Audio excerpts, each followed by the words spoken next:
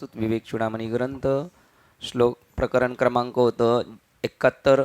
प्रकरणाचं नाव आहे जीवनमुक्त प्रारब्ध विचार. जीवनमुक्त पुरुष ज्याला ब्रह्मस्वरूपाची प्राप्ती झालेली आहे, परंतु त्याचा देह शिल्लक आहे आणि तिथून पुढं त्याचा प्रवास होत असताना त्याचा प्रारब्धाचा विचार केलेला आहे. प्रारब्ध हे गृहीत धरलेलं आहे. जेव्हा एखादं गणित सोडवायचं असतं तेव्हा हातचा घ्यावा लागतो गणित सोडवण्यासाठी. म्हणून अल्पज्ञ अज्ञानी मार्गस्थ आहे, पण परमार्थाचा मार्गस्थ आहे, पण पूर्ण ज्ञानी नाही. त्याला शंका कुशंका निर्माण होतात आणि त्याचं उत्तर देताना सांगितले प्रारब्ध आहे कोणाचं? अज्ञानी अभ्यासकाचं. पूर्ण ज्ञानी नाही, परंतु तत्वमसी या वाक्याचा अभ्यास करून तो तिथपर्यंत पोहोचलेला आहे, पण त्याला शंका कुशंका निर्माण झालेल्या आहेत. त्याला सांगितलं बाबा त्याच्या तुला काय घेणं देणं आहे त्याच्या प्रारब्धाबद्दल, त्याच्या प्रारब्धानुसार तो वागेल. परंतु त्याला नंतर परत सांगण्यात आलं की बाबा त्याला प्रारब्धच नाही आहे, कारण तो दिसतोय शरीर पण तो शरीर नाही आहे, तो मनुष्य नाही आहे. तो कोण आहे? तो परमात्माची परी दुसरा, तो अविद्यारूपी चिंता गुंडाळून होता. आता त्याचं त्याच्याशी तादात्म्य नाही आहे, तो परब्रह्म आहे. त्याच्या गुरुजींनी सांगितलं तत्वम असी, ते तू आहेस, त्याचा पूर्ण निश्चय झालेला आहे. आता त्याच्या शरीराच्या बद्दल त्याच्या आडनावाबद्दल पण त्याला काही घेणं देणं नाही. अध्याय क्रमांक श्रीमद भगवद्गीता ज्ञानेश्वरी अध्याय क्रमांक 8 आणि श्लोक शेवटचा. त्या योग्याला आडनावाची सुद्धा काही घेणं देणं नाही. त्याच्या शरीराची खपली पडली का काय त्याला त्याचं काय घेणं नाही. देह असो अथवा नसो, आम्ही तो केवळ एक वस्तूच आहो की दोरा सर्पत्व वावो दोराची कडुनी. काय चुकलं का त्याच्या? बरोबर आहे. त्याच्यामध्ये त्याच्याकडं त्याला शरीर नाहीच आहे असं त्याचं तै शरीर भाव नसलेले, तो स्वतःला शरीर समजत नाही, परंतु इतरांना मात्र त्याचं काय दिसतंय? शरीर दिसतं. आणि त्यामुळं काही आहे का मनोनी शरीराच्या ठाई मोबाईल हे द्या ना.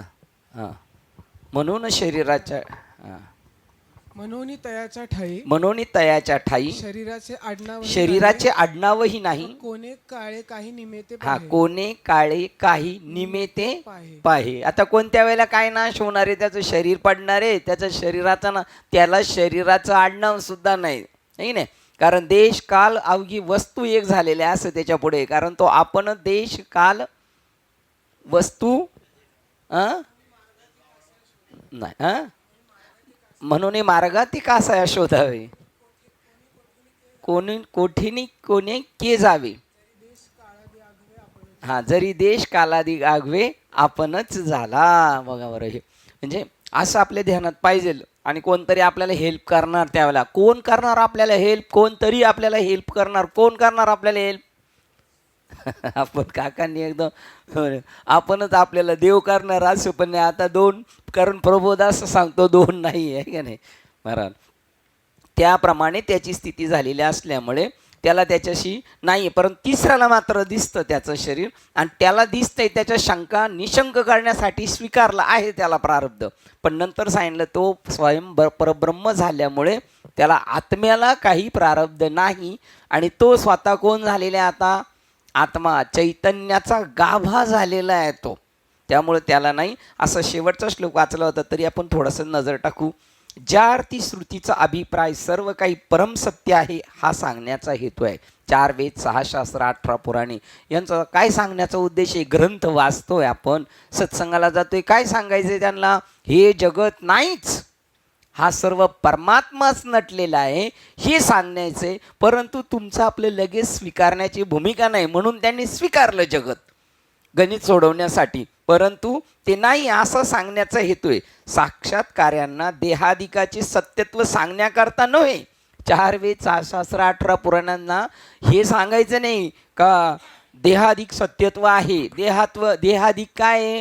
मिथ्यत्व आहे. आणि तो मिथ्यत्व निश्चय होण्यासाठी परमार्थ, माळा, वाऱ्या, सगळ्या दिंड्या, सगळे उपक्रम त्याच्यासाठी आहेत. कशासाठी? या जगतात वावरत असताना सुद्धा त्या जगताविषयी मिथ्यत्व निश्चय होणं गरजेचं आहे. ज्याचा मिथ्यत्व निश्चय झाला त्याला जगतामध्ये काही करायचं शिल्लक राहिलेलं नाही. शंकराचार्य आपल्या चर्चेचा समारोप करून म्हणतात की साक्षात्कारी पुरुषात सुद्धा देहात्मभाव असतो आणि म्हणून तो त्या ठिकाणी ब्रह्माखेरीज अन्य भौतिक जगत अस्तित्वात असते हे सिद्ध करण्याकरता प्रारब्धाचा सिद्धांत मान्य करणारे अनेकता पाहणारे द्वैती उपनिषदातील उतारे उद्भूत करतात.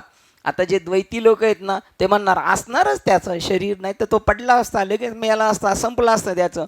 आणि ते सिद्धता करायचे त्यांना, त्याला प्रारब्ध आहे. त्याच्यासाठी ते काय करतात, उपनिषदातले स्मृती ग्रंथातले दाखले देतात. इथं कसं म्हटलेलं आहे ते, इथे कसं म्हटलेलं आहे, हे उपनिषद कसं सांगितलं त्याला प्रारब्ध आहे, हो त्याचा ते दाखले देतात. पण आता त्याच्यापुढे सांगतात शंकराचार्य या ठिकाणी द्वैताच्या पायाखालील आधाराची फळीच काढून टाकतात. द्वैत कशावर दिसतंय, ती चादर ओढून टाकली, या टोपी खाली दडले काय. आता ह्या सगळ्या आपल्या अभ्यासाच्या खाली दडले काय, या टोपी खाली दडले काय. तसं आपल्या ह्या सगळ्या अभ्यासाच्या खाली दडले काय, अद्वैत परब्रह्म दडलेलं आहे, ठीक नाही. या ठिकाणी द्वैताच्या पायाखाली आधाराची फळीच काढून घेतात. ते म्हणतात व ते यथावकाश एका निरपेक्ष तत्वाची दृष्टी मान्य करतात. निरपेक्ष, त्याचं कोणत्याही प्रकारचं सापेक्षता नाही, अशा तत्वाला मान्य करतात. म्हणून अमाप कृपेमुळे ते आधीच्या अपूर्ण तयारीच्या अवस्थेत असताना या मूर्खांना केवळ सामावून घेण्याकरता त्यांची पूर्णपणे भूमिका दृढ नाही झाली, त्यांना आपल्यामध्ये सामावून घेण्यासाठी उपनिषद वेद संत महात्मे थोड्या वेळासाठी स्वीकारतात. काय काय स्वीकारतात, प्रारब्धवाद स्वीकारतात, प्रारब्ध आहे असं स्वीकारतात. मूर्खांना केवळ सामावून घेण्याकरता उपनिषद त्याच्या पातळीपर्यंत खाली येतात. अर्भकाचेसाठी म्हणते हाती ते तुमच्यासाठी खाली आले, तर तुम्ही लगेच त्यांना खाली ओढून पार निधीत गाडायलाच लागले पार. आचार्य म्हणतात की उपनिषदाचा कोणताही विद्यार्थी सहज समजू शकेल, याचा अभ्यास करणारा सहज समजू शकेल. याचा विषय काय, सब्जेक्ट काय याचा, ब्रह्म सत्य जगत मिथ्या, जीव ब्रह्मेव नापरा. जीव आणि ब्रह्म यत्किंचित कधी वेगळं नव्हतं आणि ब्रह्म सत्य आहे आणि दिसणारं जगत मिथ्या आहे. उपनिषदाचा कोणताही विद्यार्थी सहज समजू शकेल की सर्वसामान्यपणे श्रुतींना जी चिंता आहे ती त्याला सत्यस्वरूप ब्रह्म समजावून सांगण्याची आहे. काय समजावून सांगायचे त्यांना, ब्रह्म समजून सांगायचे, दुसरं काहीच नाही. आत्मतत्व हे एक अविकारी अक्षय, त्याला कोणताही विकार नाही. म्हणजे ते स्वतःला कधीही काही वेगळं समजतच नाही. मी जे आहे ते स्वतःला समजतं आणि मी दुसरं काहीतरी समजणं त्याला म्हणतात विकारी. मी शरीर समजणं विकारी, मी मन समजणं विकारी, मी मन बुद्धी समजणं विकारी. मी अक्षय आहे, माझा कधीही क्षय होत नाही आत्म्याचा. मी अनंत आहे दिसतो एवढा समजू नका. मी शाश्वत आहे, शरीर माझं नाशिवंत आहे, पण मी कसं आहे, असे विश्वाचे अधिष्ठान आहे आणि मी सगळ्या विश्वाचं काय आहे, सर्वांचे जे अधिष्ठान तेची माझे रूप पूर्ण, मी सर्वाचा अधिष्ठाता आहे. हे असे पुन्हा पुन्हा सांगण्यात 7 श्लोकांचा एक संच यापुढे आता चालू होतोय. शंकराचार्य जेव्हा परमसत्य स्वरूपाबद्दल बोलतात तेव्हा ज्याला उद्देशून ते बोलतात तो श्रोतृगण ते विसरतात आणि अनंतत्वाच्या प्रेरक आनंदामुळे अनिवार्यपणे भावविवश होतात. त्यावेळेला ते पुढं कोण आहे हे विसरून गेले आणि ते त्यांच्या विषयाच्या भावावर पूर्णपणे काय होतात, त्या भावाशी विवश होऊन जातात, त्याच्याशी समरस होऊन जातात, त्याच्याशी एकरूप होतात. आणि ज्याला कोणत्याही विषयाशी एकरूपता साधता आली ना तो त्या विषयामध्ये सक्सेस होतो घेतलेला. तुम्ही काम करायला घ्या बरं, काम करताना त्याच्यात एकदम एकरूप व्हा बरं, तुम्हाला त्याच्याबद्दल काहीच नाही वाटणार, थकानसुद्धा नाही वाटणार. आणि कोणी तिसरा पाहणार आहे म्हणल्यानंतर लगेच विक्षेप निर्माण होईल. आमची पूजा छोटी असताना स्वयंपाक करायची आणि आजोबा जाऊन बाजूला बघत बसायचे, नेमकी काय करते ही त्यांना म्हणते, काय बघता, बघतोय तू कशी, बघितला ना आता जावं मग. म्हणजे मला माझ्या विषयाशी पूर्ण समरस व्हायचंय, मला द्वैताचा डिस्टर्ब जाणवला नाही पाहिजे.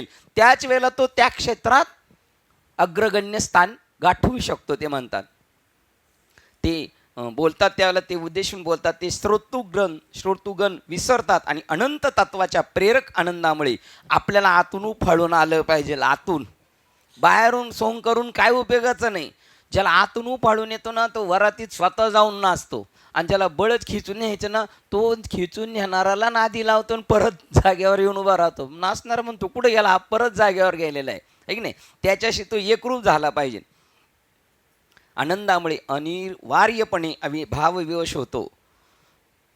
ज्याच्या सत्य स्वरूपाची आपल्या स्वतःच्याच हृदयात अनुभूती घेतात तो इतका भावविवश होतो, इतका. तुम्ही सांगतो तुम्ही आता फक्त एक दत्त म्हणा बरं, दत्त, आणि त्या दत्ताची भूमिका तुमच्या डोळ्यापुढे येऊ द्या बरं. हो, लगेच तुम्ही त्याच्याशी समरस होतात. काही काही घटना अशा असतात, आपण जर म्हणलो हा तो त्याला मारतोय आणि हे म्हणले लगेच समोरचा पाहतो म्हणतो मी तसंच पाहतोय काय त्याला मारायचं काम चाललंय, म्हणजे घटना घडायच्या अगोदरच त्याला. तसं तुम्ही फक्त म्हणा बरं दत्त, कोणती व्यक्ती घ्या, तुम्हाला ज्ञानेश्वर महाराजांचं आठवण करा. काय म्हणले जाधव साहेब, मला आठवण झाली तरी किंवा मी तिथे गेलो तर मी राहू शकत नाही. आपण तसे झालं पाहिजे. अरे त्यांच्या आठवणीमध्येच आपण ते होऊन गेलो पाहिजे. त्याचं नाव म्हणणार भावविवश. ज्या सत्य स्वरूपाची आपल्या स्वतःच्या हृदयात अनुभूती घेतात त्या सत्य स्वरूपाबद्दल ते आवेशाने वर्णन करतात. इथपर्यंत काल आपण आलेलो होतो. आता पुढील श्लोकाकडे बघूया. श्लोक क्रमांक 72 चालू होतंय. प्रकरण क्रमांक 72 चालू होते. नानत्व निषेध, हे जे दिसतंय ना वेगवेगळेपणा, याचा काय केलेलं आहे त्यांनी, निषेध केलेला आहे. हे वेगळं नाही, हे वेगळं नाही. रांजण सुगडे भिंती वेगळ्या नाहीत. साडी धोतर चोळी टोपी वेगळं नाही. आणि नाना परी सोने लेणे आणि बुगडी, काय एकच सोने नाना परी बाळी आणि बुगडी, हे वेगळं नाही. बाळी बुगडी वेगळे नाही, सगळे मिळून काय ह्या प्रकरणाचं नाव आहे नानत्व निषेध. जेवढं वेगळं दिसतंय ते सगळं त्याचा निषेध करणार आहे ते. श्लोक क्रमांक 465 वाचतोय. आदी नाही अंत नाही असा अप्रतिम अविकारी एकम अद्वितीय असे एक ब्रह्मच असते. या जगामध्ये वेगळं काही नाही. या जगात दुसरं असं काही नाही. परिपूर्ण जे आहे ते. आदी नाही ज्याला, अंत नाही असा अप्रतिम, हे सगळं जे आहे ना एक वेगळं. त्याच्याकडं पहा ना, एक त्या नजरेने पहा बरं जगाकडं. एखाद्या गावाकडं कवी पाहतो, डोंगराकडं पाहतो, त्या नजरेने पहा बरं. तसं साधूच्या नजरेने पहा बरं जगाकडं. अप्रतिमे अविकारी. अविकारी म्हणजे काय, बांगडी अंगठी हे काय आहे, विकार आहेत. आणि निव्वळ सोनं म्हणणं हे काय आहे, अविकार आहे.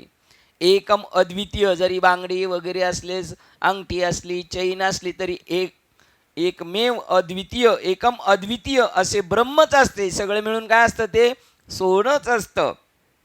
त्यामध्ये अन्य कोणतीही वस्तू नसते.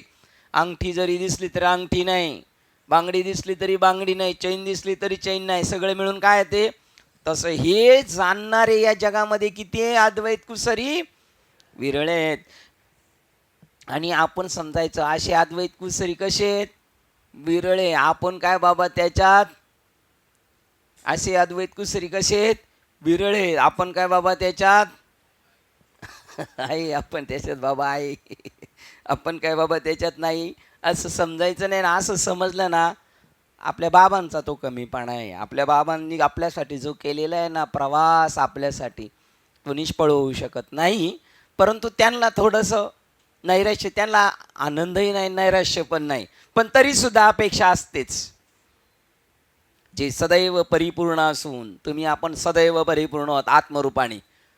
एखाद्याला येड्याला म्हणा बरं, येड्या ए येड्या तुला काही कळत नाही, तो म्हणतो तू येडा, तुझा बाप येडा, तुझी खानदान येडी म्हणेल. कारण तो कोण समजतो स्वतःला, आत्मा. आणि आत्मा कधी वेडा नसतो. एखाद्या म्हणा ए चकण्या, तो चकना नसतोच.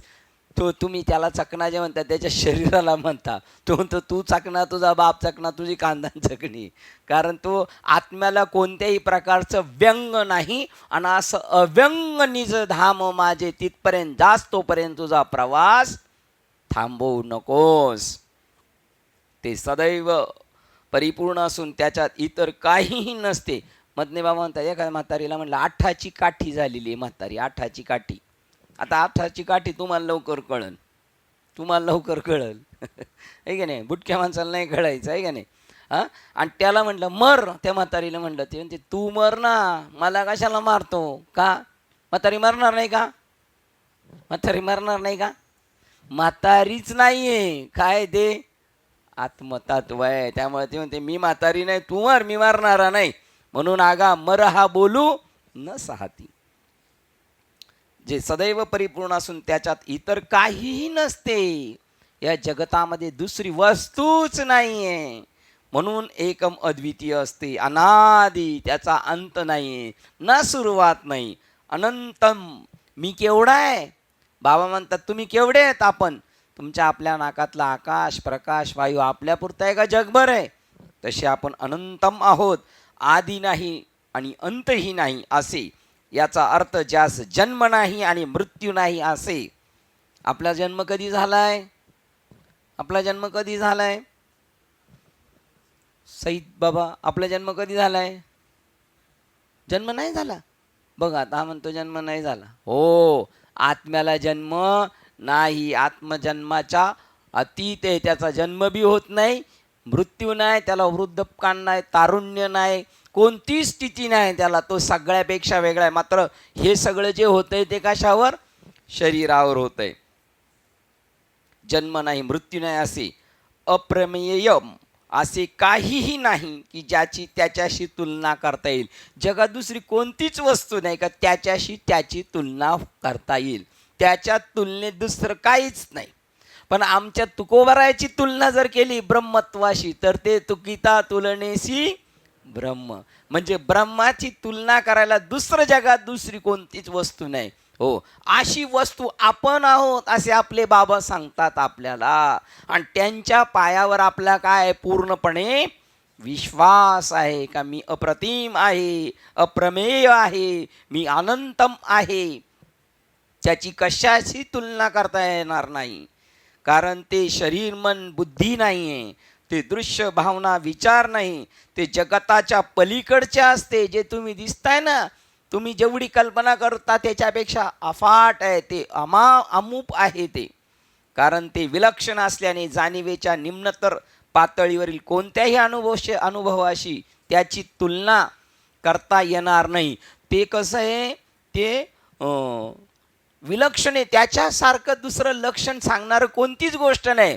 त्याच्याबरोबरची कोणतीच या जगात वस्तू नसल्यामुळे तुम्हाला त्याची तुलना करून दुसरी सांगता येणार नाही. थोडक्यात सांगायचे झाल्यास ते अतींद्रिय असते, म्हणजे आपली इंद्रिय त्याला जाणू शकत नाही. ते इंद्रियाच्या अतीत आहे. ते डोळे पाहू शकत नाही, कान त्याला ऐकू शकत नाही त्याच्याबद्दल, मन तुमची तेवढी कल्पना करू शकत नाही. म्हणून पाहता पाहता मन न पुरे धनी, ती मन ते जाणू शकत नाही, एवढं ते व्यापक आहे. आता मन किती कुठपर्यंत जाते तरी मन सुद्धा तिथे ब्रेक घेतं, त्याला स्पीड ब्रेकर येतो, तिथपर्यंत पोहोचू शकत नाही. त्याप्रमाणे ती अविकारी असते, म्हणजे ते कोणत्याही आकारातले नसते, कारण ते कोणतेच विकार पावत नाही. अपरिणामी ब्रह्म ते एकम अद्वितीय, एकम स्वगत भेद रहित, स्वगत भेद रहित. अजून कोणते भेद आहे? एक स्वगत भेद, एक सजातीय आणि एक विजातीय. सजातीय, विजातीय आणि स्वगत भेद ते सगळ्याच्या पलीकडे. सजातीय झाडं एकाच जातीचे, एक विजातीय थोडी थोडी वेगळ्या झाडच आहेत पण कशी थोडी थोडी वेगळे. एक झाडं आहेत ती सजाती आहेत पण एक विजाती आहेत, झाडच आहेत पण वेगवेगळे आहेत. आणि एक स्वगत म्हणजे हे मुळं आहेत, हे बूड आहे, त्याच्यानंतर हा मधला भाग आहे, ह्या फांद्या आहेत, ही पानं आहेत, ही फुलं आहेत. असा त्या झाडाच्या आतमध्ये असणारा सुद्धा भेद त्याला जाणत नाही. त्याच्यामध्ये कोणताही भेद नाही. आणि अद्वेय सजातीय विजातीय भेदरहित वस्तू असते, त्यालाही अपवाद असेल असेही मनात रेंगाळणारी यत्किंचितही शंका दूर करण्याकरता श्री शंकराचार्य किंचित अपि हा जोर शब्द वापरलेला आहे. इंग्रजीमध्ये त्या शब्दाला म्हणतात याच्यापेक्षा वेगळं काही नाही, काहीही असू, काहीही असू. इंग्लिशमध्ये एक शब्द दिलेला आहे तो, तर मी याला विवेकला विचारलं हा काय शब्द आहे, तर तो म्हणला याच्याशिवाय दुसरं काहीच नाही. हा, दुसरं काहीही नाही, काही नाही. मग ते गुगलमध्ये म्हणलं बघा याच्यात काय अर्थ दिलं. याच्याशिवाय दुसरं काहीही असू, काहीही असू, काहीही असू, ते काय आहे? ब्रह्मच आहे. काहीही असू, काही घे ना, तू तू काहीही घे, असं त्या शब्दाचा अर्थ आहे. ते काय आहे? ब्रह्म आहे. हो, देव नाही अशी कुठे जागा नाही, हे तेच वाक्य आहे ना. तरी पण एखादा शंका घेईल ना, बाबांनी एकाने शंका घेतली होती नी, महाराज तुम्ही म्हणता देव कुठं नाही, मग हागाव कुठं? बघ आता देव नाही, मग आता हा जरी गेला हागायला तो कशा हागणार रे? देव कुठं नाही, तर मग बाबा म्हणले वचन नाही, विद्या नाही, नहीं मुख में हरिनाम, उस मुख में जाके दिशा करो सब गाव को ग्राम. ज्याच्या मुखातून देवाचं नामस्मरण होत नाही, श्रुती ग्रंथांचं वाचन होत नाही, त्याचं गाव, त्याचं तोंड म्हणजे सगळे गटार आहे. त्याच्यात जाऊन सगळ्या गावांनी तिथं घाण करायचे, असं गावाला आमंत्रण देण्यात येत आहे. श्लोक क्रमांक 466. नित्य सद्घन चिद्घन नित्य आनंदघन. बघा ते नित्य आहे, नित्य आहे ते. या देहाची आयुषी दशा नित्य आहे ते. सिद्ध सद्घन, नित्य सिद्ध अपैसा चिद्घन, ते स्वतःच चैतन्यगण आहे, नित्य आहे ते. ते कधी आजचा नित्य आहे सद्गणेचे असं नाही, ते भूतकाळात, भविष्य काळात, वर्तमान काळ असतं ते नित्य आहे आणि ते सत्य आहे. ते आनंद घन आहे, ते चैतन्य आनंद घन आहे. क्रियारहित आहे, अक्रियम. आणि आपण कसे आहोत? आपण अक्रियम आहोत का क्रिया करणारे आहोत का आपण क्रिया न करणारे आहोत? सईद बाबा, आपण अक्रिय आहोत बघा. आणि हे वाचन चालले हे अक्रियच आहे, आणि तुम्ही ऐकताय हे पण अक्रिय. आता हे ऐकल्यानंतर बाकीचे एवढे नाही होणार तर काय होणार आहे? काय केलं एवढे दिवस अभ्यास करून केलं काय? अक्रियत्व जाणत नाही, मी क्रियारहित हे जाणत नाही. अरे तो जसा क्रियारहित आहे तसा मीही क्रियारहित आहे. हे तर ईश्वर एक अकर्ता ऐसे जरी मानिले चित्ता, देव अक्रिय असं मानलं अकर्ताय, तरी तोच मी स्वभावता. आधीचे कोणत्या बाबांनी केलं नाही मला, मी पहिल्यापासून तसाच होतो. पण बाबांनी एक उपकार केले, मी जे भरकटलेलो होतो, माझ्यावर जे आवरण आलं होतं, ते त्यांच्या कृपेने त्यांनी मला ते शेअर केलं आणि माझं ते आवरण बाद केलेलं आहे बस. नाही तर त्यांनी मला दगडामध्ये त्या बनवणारा कोण असतो तो मूर्तिकार, त्याने त्याच्यात काही मूर्ती तयार नाही केली, फक्त नको असलेला भाग टाकून दिला. मूर्ती स्वयं होती त्या दगडामध्ये. ती क्रियारहित एवम असे एकम अद्वितीय ब्रह्म असते. एकम अद्वितीय म्हणजे जगात देव सोडून एवढी बी रिकामी जागा नाही. हा निश्चय करण्यासाठी आपल्याला इथं रोज फेऱ्या मारायच्यात. ह्या एक प्रकारच्या खेटीचे, खंडोबाच्या 4 खेटी 5 खेटी, तशा या किती खेटी घातल्यानंतर आपल्याला पूर्ण होणार काय माहिती? खेटी माहिती आहे ना तुम्हाला? ब्रह्म असते, त्या व्यतिरिक्त येथे अन्य कोणतीही वस्तू नाही. देवाशिवाय एवढी बी रिकामी जागा नाही. म्हणून जगामध्ये ब्रह्म दिसे येथे. अर्जुन म्हणे देवे हे आपुले आपण जाणावे, परी मी देखत असे विश्व तुआ आगवे भरले. आता देवाला म्हणतोय तुला माहिती व, पण मला आता असं कळायला लागलंय काही सगळं तूच भरलेलं आहे. मग देवाला आनंद वाटला असेल की नाही? काम फत्य झालं, मोहीम फत्य झाली.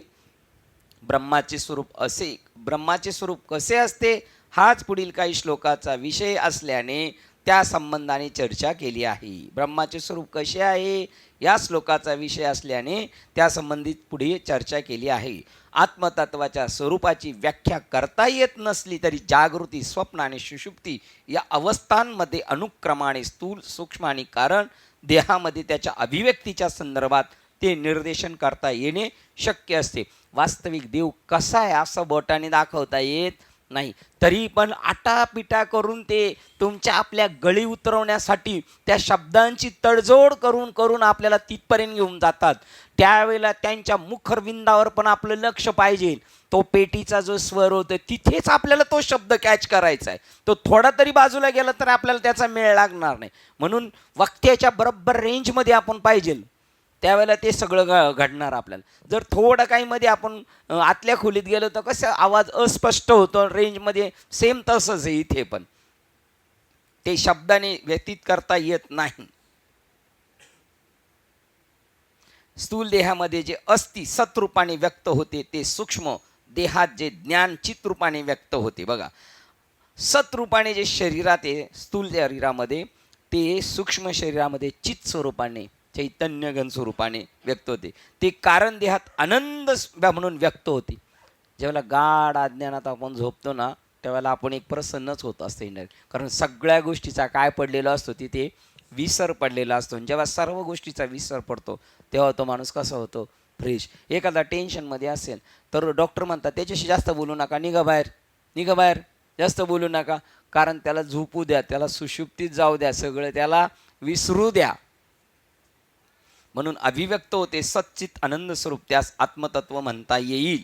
उपनिषदामध्ये ब्रह्माचे निर्देशन करण्याकरता वापरलेली ही सुविख्यात संज्ञा आहे. ते कसं आहे, सद्गण आहे. ते कसं आहे, चितगण आहे. ते कसं आहे, आनंदगण आहे. ते तू आहेस. तू सच्चित आनंद स्वरूप आहे.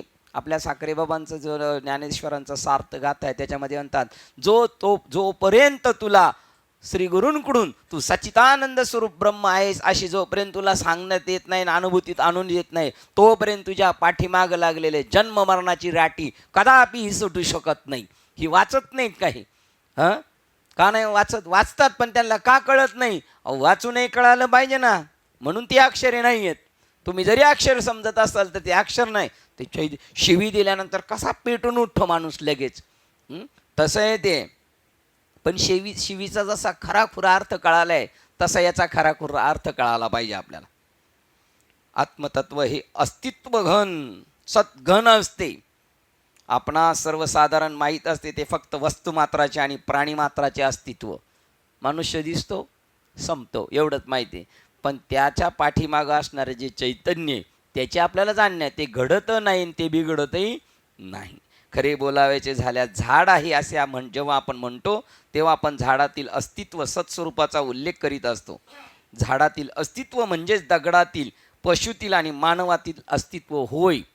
बघा, नानत्व भेद कसा केलेला आहे आणि समत्व कसं दाखवलं. झाड आहे, झाड आहे तर त्याच्या फांद्या पाहिल्या का, त्याच्यातलं तत्व पाहिलं आपण. त्याच्यातलं झाड आहे, त्याचे अस्तित्व म्हणजे काय, झाड आहे. झाडातील अस्तित्व म्हणजे सत्स्वरूपाचा उल्लेख करीत असतो. ते झाड आहे त्यावेळेला सुद्धा आपण काय बोलत असतो त्याच्याबद्दल, त्या सत्स्वरूपाचंच वर्णन करत असतो. त्या झाडाच्या आतल्या सत्स्वरूपावर आपली दृष्टी ठेवून आपण म्हणतो ते झाड आहे.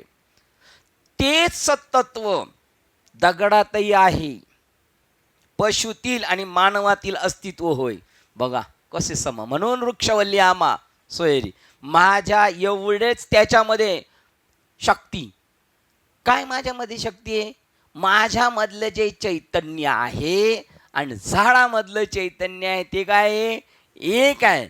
आणि ते झाड दिसतंय आणि मी मनुष्य दिसतंय. या नानत्वाचा आपल्याला काय करायचं आहे, निषेध करायचा आहे, त्याला ड्रॉप करायचं. आणि त्याच्या आतलं मूळ, जसं आपण पाहिलं सोन्याचा खंडोबा, सोन्याची माळसा, सोन्याचा कुत्रा, तर कुत्रा निश्चित करायचा आहे, माळसा निश्चित करायची, खंडोबा निश्चित करायचा. आणि ते ज्याच्यामुळे ते बनलेले आहेत त्याचा जो मूळ धातू आहे तो सोनं, त्याच्यावर दृष्टी ठेवायची असं त्यांना सांगायचं.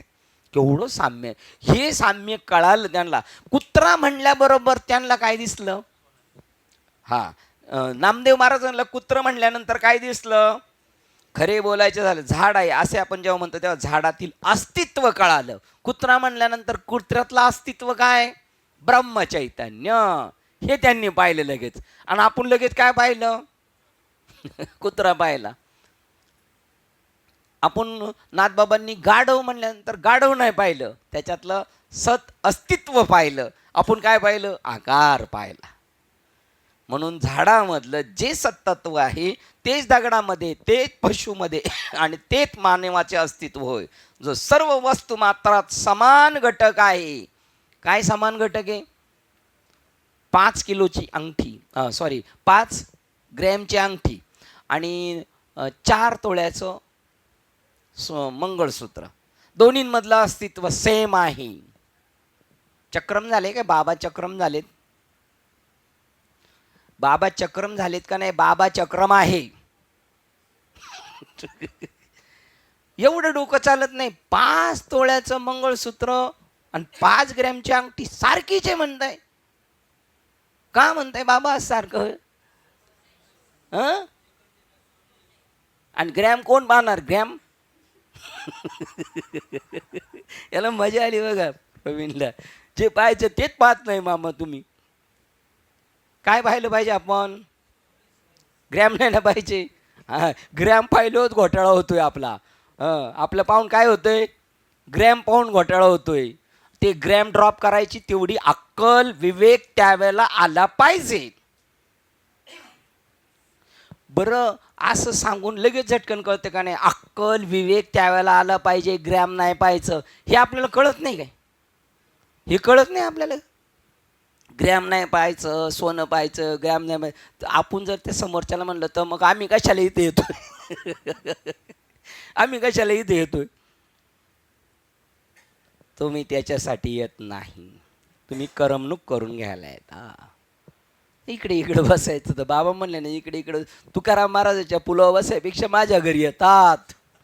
बरं आल्यावर चहा पाणी बी होतो का? चालले. टाईम झाला का? बाबा आता जातो. बाबाचा ओघ चालू झाला आणि याचं घड्याळ चालू झाल्यानंतर तो बाबा आता 8:30 वाजले, घरची जेवायची. हे सत्य सांगतं बाबांचं सांगितलेलं. तिथं त्यांचं तसं नाही. त्याचं नाव आहे धारा खंडित. ते वाटच बघत असतात. वासराची गाय वाट पाहते का गाईचं वासरू वाट पाहतं? वासराची गाय वाट पाहते का गाईची वासरू वाट पाहतंय? गाई वाट पाहते. काय प्रमाण आहे का विनायक महाराज तुमच्याकडं? तुका म्हणे तुका म्हणे वत्स देणवेच्या चित्ती तैसे मजे येती. बरं वाट पाहत असते गाई आपली, आपले बाबा आपले वाट पाहत असतात. आपल्याला नाही समजत. अहो वासरू देखलिया साठी धेनू खडबडून ओटी, मग स्तन मुखाची ने भेटी, काय पाना नाही पावर. हे कधी कळेल आपल्याला? हे कधी कळेल? जावे त्याच्या वंशात तेव्हाच कळेल. एरवी फक्त ऐकायचं आणि पाठ करायचं. हे स्पर्धा नाही तिथं पाठ करायचं. हा सर्वता न अव्यरू आहे ना. जैसे सागरा ते सरिता, सरिता ते सागरू नेणे का. ती अव्हेरू शकत नाही. नदीला कधीच सागर अव्हेरू शकत नाही. तसं गुरुजी शिष्याला कधीच अव्हेरू शकत नाही. आणि अव्हेरलं तर शिष्य एवढा हुशार पाहिजे ना, बाबावरच लगेच खटला ठोकला पाहिजे. उपेक्षिता मज बाबा तरी ती लाज कवनाशी. तुम्हाला लाज लज्जा शरम आहे का नाही? काय तुम्ही उगच बाबा झालेत काय? का माझा अव्हेर करता? कोणाला अव्हेरता तुम्ही? बाबा खटला भरला तर बाबा ऐकून घेईल, पण बाबाच्या बाजूची कुत्री मांजरं जी आहेत ना, ती पार फाडून काढतील आपल्याला. त्यांना अक्कल तेवढीच. बाबांनी त्यांच्यामध्ये तो मटेरियल घातलेला आहे. सगळ्या काय म्हणतात, सगळ्या फसादची जड बाबा आहे.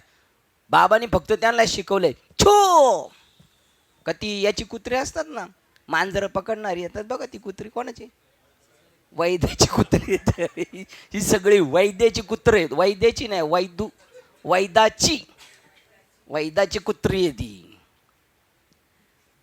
त्याला जबाबदार ते कुत्र्यांना छू म्हणायला शिकवणारा कोण आहे जबाबदार? वैदू. त्या वैदूला असा म्हशीला जसा डाग देतात ना, तसा डाग दिला पाहिजे.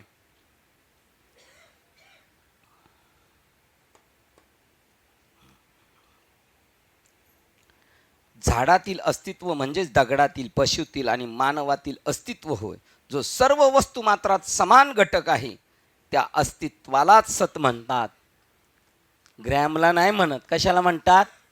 सोन्याला. मग कुत्रा असो, गाढव असो, सर्प असो, हे ज्ञान दिलं परीक्षित राजाला. भागवत म्हणजे काय, गोष्टी सांगत बसले नाहीत. परीक्षित राजाला चावायला आला तक्षक, तरी ते म्हणले या आम्ही तुम्हाला ओळखलेले आहे. बघा, आता आपण बी म्हणू या आम्ही तुम्हाला ओळखलेले, दांडकं काढा रे. आहे की नाही. घनीभूत, इतकं घन दाट भरलेलं आहे ते, भरला घन दाट. 100 किलोचं गव्हाची गोण असते, तिची लिमिट किती असतं, 100 किलो. आणि शेतकरी भरतो किती, पोत्याचे पैसे वाचवायचे म्हणून आपटून आपटून 120. तुमच्याकडे 110 का बरं. 110 भरतो. आणि त्यावेळेला ज्या वेळेला तो व्यापारीकडे जातो त्या गोणी, तेव्हा समोरचा म्हणतो गहू कसा आहे, तर तो व्यापारी काय करतो, अशी सुतळी खोलतो आणि मग त्याच्यातून गहू काढतो की नाही शिंदे. का अफजल खानाचा जसा कोथळा बाहेर काढला होता तसा त्याच्याकडे चाकू असतो, असा घुसवतो तसा बाहेर काढतो आणि हे गहू म्हणतो. ठीक आहे नाही. मग ते कारण एवढं त्याने घुसवलंय का, कशात घुसवलंय, आत गहू बाहेर गहू, त्याच्या हातात गहूच गहू. तशा प्रकाराने सगळीकडं परमात्मा घन दाट भरलेला आहे. घनीभूत सत घन हेच ब्रह्म होय, जे शुद्ध ज्ञानाचे सार होय. तुम्हाला आपल्याला ज्ञान झालं असेल तर त्याचं सार काय, जगामध्ये ब्रह्म दिसे, चिद्घन चैतन्य घन आहे. ज्या योगे बुद्धिमान मनुष्य स्वतःचे अस्तित्व व्यक्त करतो ती त्याची प्रज्ञा म्हणजे त्याच्यातील आत्मतत्व. बघा, जो बुद्धिमान मनुष्य स्वतःचे अस्तित्व व्यक्त करतो, मी केवढा आहे काय, ती त्याची प्रज्ञा म्हणजेच आत्मतत्व. आता जे आपले पंतप्रधान आहेत ते जे व्यक्त होतात आणि त्यांच्या त्या प्रज्ञेतून जे ते व्यक्त होतात, ती प्रज्ञा म्हणजेच त्यांचा सगळं ज्ञान म्हणजेच ते ब्रह्म आहे. ब्रह्माखेरीज इतर काहीच नाही आहे तिथं. प्रज्ञा म्हणजे त्यातील आत्मतत्व, जाणीव तत्व, जीवन तत्व होय. जेथे जीवन आहे सत ज्ञान आहे. बघा, जिथं जीवन आहे तिथं सत ज्ञान आहे.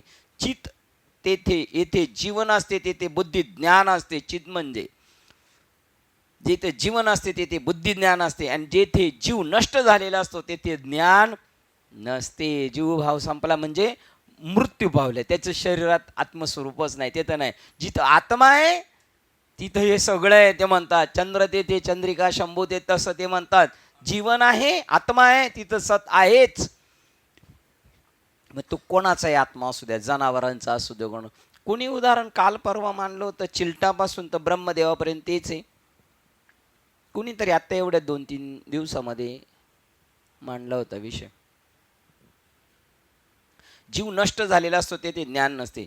हे प्रज्ञातत्व शास्त्रामध्ये जे असते तेच कलावंतामध्ये, बघा, ते प्रज्ञातत्व शास्त्रामध्ये जे असते तेच ह्या शास्त्रांमध्ये जे तत्व आहे ना, जे अभिव्यक्त होतं, एक एक अक्षरात आहे माझा रमाकांत. या प्रत्येक अक्षरामध्ये, ती अक्षरामध्ये रमाकांत आहे. तोच कलावंतामध्ये सुद्धा आहे. जो कलाकार आहे त्याच्यामध्ये सुद्धा तेच आहे. तेच सत्पुरुषामध्ये आहे. जे शास्त्रात आहे तेच कलाकारामध्ये आहे, तेच सत्पुरुषामध्ये आहे, आणि तेच पापी माणसात सुद्धा. म्हणून आम्ही न देखू अवगुणा, पापी पवित्र शहाणा अवघी रूपे तुझी देवा, आणि त्या वंदू भावे करू त्यांची सेवा. शास्त्रामध्ये जे असते तेच कलावंतामध्ये असते, तेच सत्पुरुषामध्ये असते, आणि तेच पापी माणसात, गुन्हेगारात आणि पशुतही तेच. पापी माणसात ते, गुन्हेगारात ते, आणि पशुमध्ये सुद्धा तेच आहे. काय पशुमध्ये नव्हे, काय पशुमध्ये नव्हे, असं एक प्रमाणे नाही. सर्वांमध्ये मग काय पशुमध्ये नव्हे. चला जाऊ द्या, ज्ञानोबरायांकडे जाऊ. रेड्यामध्ये नव्हे, ते आत्मतत्व तेच पैठणमध्ये सिद्धेल. सर्वांमध्ये मग पशुमध्ये नाही का. अहो, जडामध्ये ते, दगडामध्ये, दगडामध्ये सुद्धा देवी. कसं काय. गुंजाबाबांनी सांगितलं कसं विनोदाने. कृष्णाचा खोड्या सांगत असताना ते म्हणले, एका आईला सांगितलं तुझ्या पोराने दगड मारलाय, तुझ्या पोराने दगड मारला. ती म्हणली माझ्या पोराने दगड मारला, माझ्या पोरांनी. रक्त आलं का, रक्त. तो म्हणला रक्त नाही आलं. रक्त नाही आलं मग तो दगड माझ्या पोरांनी मारलाच नाही. ते म्हणले बघा, असं साईड गावच्या लोकांना एकदम गुदगुल्याच होतात. माझ्या पोरांनी जर एवढे सांगून जर नाही कळालं तर अजून जा बाबा पुढची एक. माझ्या पोरांनी दगड मारलाच असता तर तुझं रक्तच काढलं. जेव्हा त्यामुळं त्या दगडामध्ये सुद्धा काय, जर दगडात देव नाही म्हणावं तर आपल्या टाक्यात मारलं कसं वेदना होतात. म्हणजे कोणी मारलं आपल्याला? दगडाने मारलं? सांगा बरं. कळायला थोडं अवघड आहे. म्हणून कुळ उत्तम नव्हावे, जाती अंत्यच व्हावे. हां, वरी देहाचे नावे पशुचे आलाय. हां, परंतु तो काय पशुमध्ये नव्हे असे एक प्रमाणे. हां, जसं बघा रेड्यामध्ये नाही का, ते म्हणले चल ह्या रेड्यामध्ये नाही का, पैठणमध्ये आहे ना, मग सांग बरं याला बोलायला. बोललं की नाही? आता आपण एखाद्या रेड्याला उभं केलं म्हणले बोल बरं. तो बोलेल बाबा आता माझं संपलं, आता आवरून घेऊ का? अरे याची सुद्धा आपल्याला लाज वाटली पाहिजे, याची सुद्धा लाज वाटली पाहिजे. बाबा म्हणले 2-2.5 वर्षात, किती जास्तीत जास्त पोरग किती वर्षात बोलतं? 3 वर्षात बोललंच पाहिजे का नाही? नाही बोललं तर समजायचं मुकय आहे का नाही? तसं इकडं सुद्धा बोललाच पाहिजे माणूस अनुभव आलेला. ते रात्री नाही का म्हणले थांबू शकत नाही, तो बोलणारच. पापी माणसामध्ये, गुन्हेगारामध्ये आणि पशुमध्ये तेच नव्हे, वनस्पती आणि एक पेशी जीवामध्ये तेच असते. बघा, वनस्पतीमध्ये सुद्धा आणि जी एक पेशी जीवामध्ये तेच असते. एक पेशी म्हणजे काय? हा, त्याच्यामध्ये दुसऱ्या काही पेशी, एकच पेशी असते त्याच्यामध्ये, त्याच्यात सुद्धा तेच आहे. म्हणजे एवढं चिलट, म्हणजे माऊली म्हणतात चिलटामध्ये आणि ब्रह्मदेवामध्ये, चिलटामध्ये सुद्धा तेच आहे. अहो काय काय किडे असे असतात इतके बारीक असे चालताना सुद्धा दिसत नाही. आपल्या पृथ्वीवर जरी एखादा किडा फिरत असला तरी आपल्याला जाणीव नव्हत, फार बारकाईने पाहिलं तर दिसतं, त्याचं अस्तित्व पण नसतं शिंदे बाबा. आणि त्याच्याही पलीकडे कितीतरी आहेत, ते तुमच्या दृष्टीला दिसतात किंवा ते शाळेमध्ये ठेवतात. कोणतं? हां, सूक्ष्मदर्शक यंत्र, त्याच्यातून दिसतात. आणि त्याच्याही पलीकडे जी दिसत नाही तिथे पण आपण होतो. तेवढ्या योनी आहेत, जेवढ्या त्या सूक्ष्मदर्शक योनीतून दिसतात तेवढ्या 84, त्याच्याही पलीकडे आहेत, ते मोजताना आहेत त्या हिशोबात टाकलेले नाहीत. तुका म्हणे बहु मोठे अनुरेणून घाकुडे. गुन्हेगारात पशुत नव्हे तर वनस्पतीमध्ये आणि एक पेशी जीवामध्ये तेच असते. म्हणून आपण जे उदर भरणे नव्हे जाणीजे नाही, अन्न हे पूर्ण ब्रह्म जे सर्वत्र ज्ञान म्हणून व्यक्त होते तेच या ठिकाणी चितगण म्हणून निर्देशित केले आहे, जे नित्य आनंद स्वरूप असते. बघा, आत्मबोध ग्रंथात 20वा श्लोक आहे, त्याच्यामध्ये सांगतात की सगळ्यांमध्ये असते ते. आता तो आत्मबोध ग्रंथ नाही ना आपल्याकडं, 20वा श्लोकामध्ये सांगितलं जे नित्य स्वरूप असते आनंद गरज, ते कधी नसते असं नाही, नित्य असते आणि आनंद स्वरूप असते. नित्य आनंद स्वरूप ते असते. ते आनंदगण, आनंद म्हणजे सुख. मन जेथे विक्षेपित नसते तेथे सुखाचा अनुभव येतो.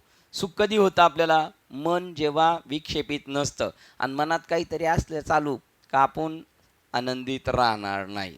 मन विक्षेपित नसतं तेव्हा आपण सुखाचा अनुभव घेतो.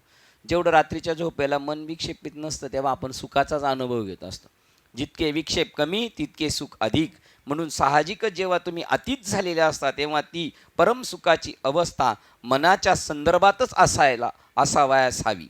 बघा, जेव्हा तुम्ही परमसुखाची अवस्था मनाच्या संदर्भातच असायला हवी, तुम्ही साहजिक अतीत होता. त्याच्या काळाच्या संकल्पना ह्या मन बुद्धीच्या स्तरावर असतात. काळ कुठपर्यंत गणला जातो? मन आणि आपली बुद्धी ना ती गणते.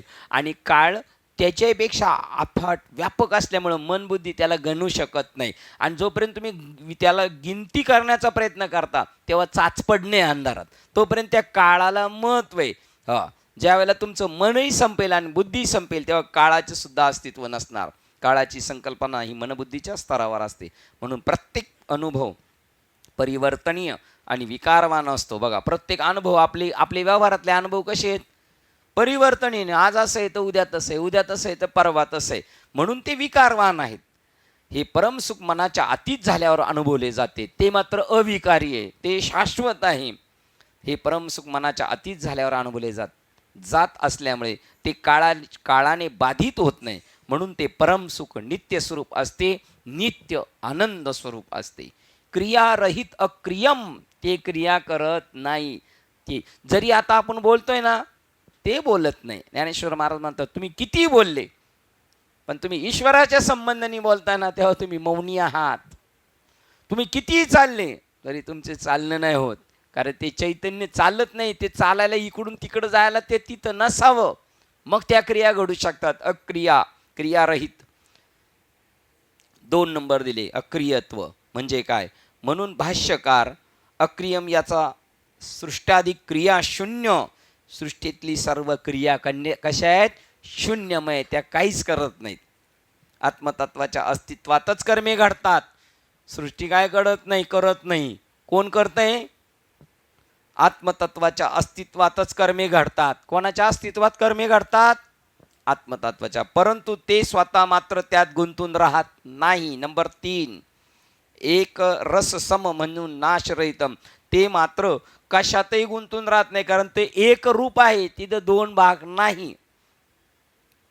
ज्याच्या सामर्थ्यशाली क्रिया अबाधित चालू असतात, त्याचं सगळं काम चालू आहे, पण तो काय करत नाही.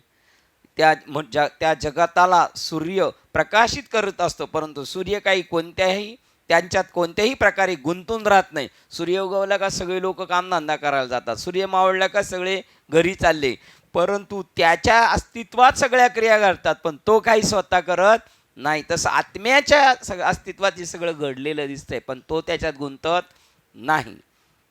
अगदी तसेच हे सच्चित घन स्वरूप आत्मतत्व हे विश्वाच्या कोणत्याही कर्मात गुंतलेले नसते. 4 नंबर, सजातीय विजातीय स्वगत भेदरहित वस्तू पूर्णम, कशातही वेगळेपणा नाही त्याच्यामध्ये.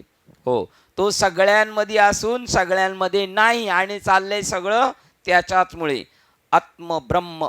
आत्मतत्व ब्रह्म हेच केवळ सत्य तत्व असते. या जगात सत्य काय, फक्त सत्य तू विठ्ठला.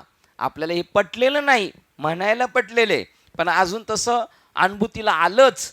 आणि जर विक्षेप निर्माण व्हायला लागले तर आपण देवाला पुढचं वाक्य म्हणू शकतो, कागा हा दाविला जगदा करू, का असं करतो देवा तू, असं म्हणू शकतो.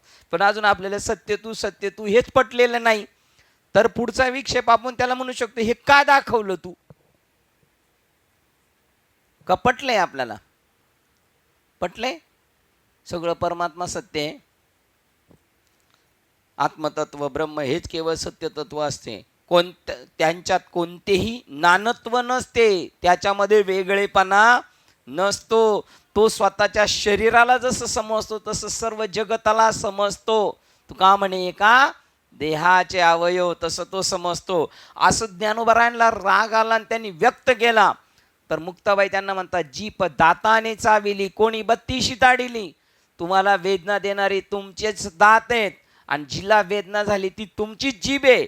मग आता तुमच्या हातात आहे एखादा दगड, नाही तर ठोशा घ्या आणि दात पाडाल का नाही. एवढं एकत्व आहे, एवढं समत्व आहे. आणि हे मृदू चित्त होईल ना, तेव्हाच कळू शकतं. कठोर दगडाच्या चित्ताला हे कळू शकत नाही. कोणताही आत्मतत्व ब्रह्म हे केवळ सत्य तत्व असते, तेच सत्य आहे जगामध्ये, दुसरं तत्वच नाही. त्यांच्यात कोणतेही नानत्व नसते, त्याच्यामध्ये दुसरेपणा कोणताच नसतो. प्रत्येक आत्मस्वरूप एक रस, प्रत्येकाच्या हृदयात असणार सारखंच आहे. तो ज्ञानी असो नाही तो अज्ञानी असो, 5 तोळ्याचा असो नाही तर 5 ग्रॅमचा असो, पण सोनं सारखंच 23 कॅरेटच आहे. तस विचारिता आत्मसुख,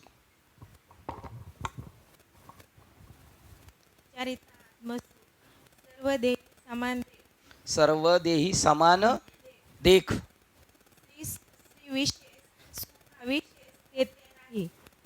पाहे पा आत्मात्मी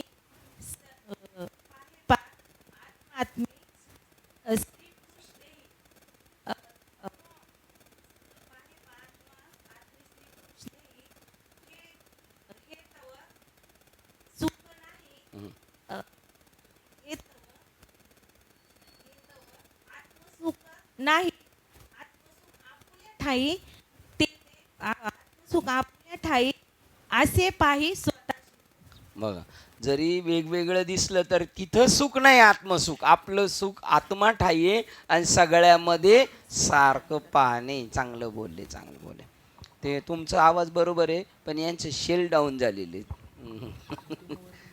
लगेच भेटलं काय? आत्मबोध मधला लगेच श्लोक शोधून काढला. बघा, कोणी श्लोक शोधलाय? कोणी श्लोक शोधलाय? ऋषीने श्लोक शोधलाय. ऋषी शिवाय कोणाचं काम नाही. डायव्हर आजाम यांचं कोणाचं काम नाही.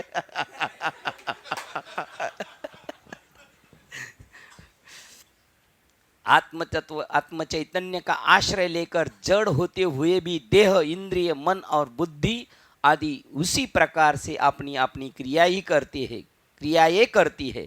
जैसे सूर्य की सान्निध्य में समस्त मनुष्य अपने कर्म में प्रेरित होते. छान. जसं सूर्याच्या याच्यामुळे सगळी माणसं जे ते आपल्या आपल्या कामात, तसं आत्म्याच्याच सत्तेने जो तो काम करतोय स्वतःच्या. म्हणून हे मजस्तवची झाले, परी म्या नाही केले ऐसे जेने जाणितले तो सुटला गा. कुठे आलो होतो? पलटी मारलो होतो. बरं. प्रत्येक आत्मस्वरूप एक रस, प्रत्येक आत्म्या प्रत्येक देहामध्ये एकच आहेत. म्हणून सर्वाभूती पाहे किंवा देहादेह एक. सूर्यप्रकाशक सहस्र रश्मी सर्वाघटी राम. प्रत्येक आत्मस्वरूप एक रस, पूर्ण, अनंत, सर्व व्यापक आहे. असे एक ब्रह्मच असते. त्या व्यतिरिक्त त्यांच्यात अन्य वस्तू नाही, नानत्व नाही. देव सोडून एवढी रिकामी जागा नाही, दुसरा गोष्टच नाही त्याच्यामध्ये. ते म्हणतात हे ब्रह्मदृश्य नव्हे, तर प्रत्येक व्यक्तीमधील सार आत्मिक गाभाच होय. प्रत्येक व्यक्तीमधील.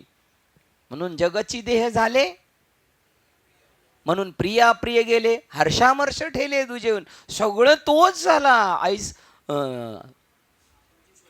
आपणच नाही. तस दुसरी एक वळ आहे ना, हे विश्वची माझे, अशी बुद्धी, अशी मती जायची स्थिर. असं डोक्यातच फिट झालं त्याच्या. किंबहुना चराचर, चर आणि आचर आपण झाला. बघा बरं, आपण जर असं झालोच तर, चर आणि आचर आपण झालोच तर, आहोत फक्त आपला निश्चय झालाच तर, त्या व्यतिरिक्त त्याच्यात अन्य वस्तू नाही. हे ब्रह्मदृश्य नव्हे, तर प्रत्येक व्यक्तीमधील सार आत्मिक गाभाच होय. प्रत्येक त्याला बदल असा तो माहीतच नसतो. बदल नाही, यांच्यामध्ये ज्ञान जास्त आहे म्हणजे आत्मा कमी, आत्मा जास्त आहे, आणि हे जरा थोडेसे डोक्याने कमी आहेत, यांच्यामध्ये कमी आहे. असं नाही, सम, सगळ्यांमध्ये सम आहे. आणि तू ते बघ अर्जुना, समत्व चित्ताचे. हे योगाचं सार आहे. तुझं बुद्धीचा मनाचा तसा दृढ निश्चय होऊ दे, हे सगळं एक आहे. तो मी पुससी कैसा जैसा मुखाप्रती सर्वाभूती सदा सरीसा, जेत आपपरू ऐसा भावच नाही. त्याबद्दल असा तो बदल कसा तो माहीतच नसतो, आणि सदा त्याच स्वरूपात राहतो तो. त्याला वेगळं असं काही दिसत नाही, तो सतत त्याच स्वरूपात राहतो, एक रस त्याच्याशी. याचा अर्थ असा की त्याला बदल अगर विकार माहीत असत नाहीत, त्याच्यामध्ये बदल सुद्धा नाही आणि त्याच्यामध्ये विकार असत नाही, आणि त्याला नाशही माहीत नसतो. त्याचा नाश होईल हे पण नाही, त्याचं काही नाही, एक नंबर नाश माहीत न आश्रय यश. तो कशावर आश्रित पण नाहीये, तो स्वयं आहे. त्यामुळे त्याला नाश माहीत नसतं. पूर्णम, त्याच्यामध्ये स्वतःखेरीज दुसरे काहीच नसते. या जगामध्ये एक आत्मा सोडून दुसरं काहीच नसते. ज्या अर्थी तो अजन्मा आणि म्हणून अविनाशी असते. तर आपला जन्म झाला ना, आपला जन्म झाला ना, आपला जन्म झाला ना नाही, आपला जन्म झाला नाही, पण आपण बर्थडे साजरा केल्याशिवाय राहायचा नाही.